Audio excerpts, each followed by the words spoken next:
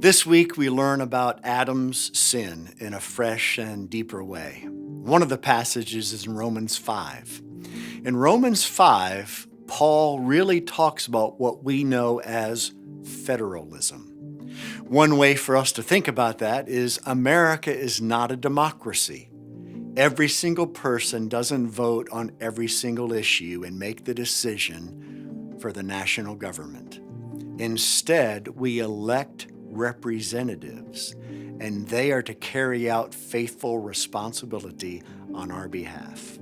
In Romans 5, we learn that Adam is the first Adam. He is our first representative, and he was given the covenant of life, that he would continue in life, and we would continue in life, as long as he continued in obedience by not eating of the tree of the knowledge of good and evil.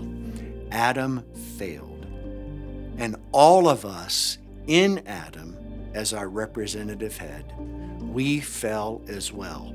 We're guilty and polluted by Adam's sin. Now, if that doesn't seem fair, then the possibility of salvation is removed from us, because the only reason we have hope of salvation is Jesus is, in Romans 5, called the second Adam.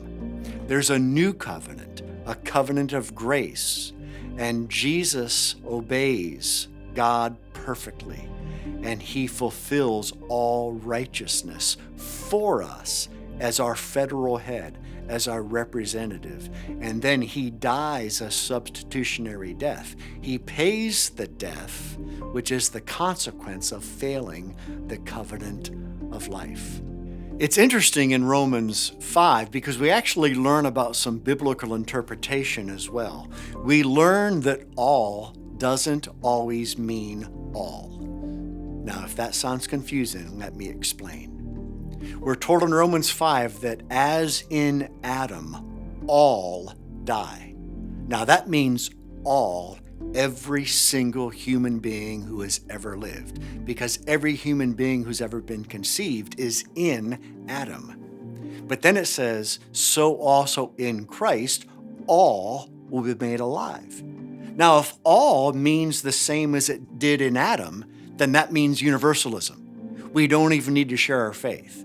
We don't even need to be Christians. If all means literally all, then everybody's saved in Christ. But all in Adam means every human being, and all in Christ means all who have put their hope and trust in Christ, which is a much smaller subset.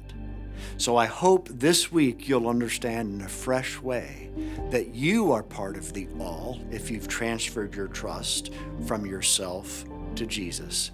You're part of the all that is in Christ, saved by the second Adam.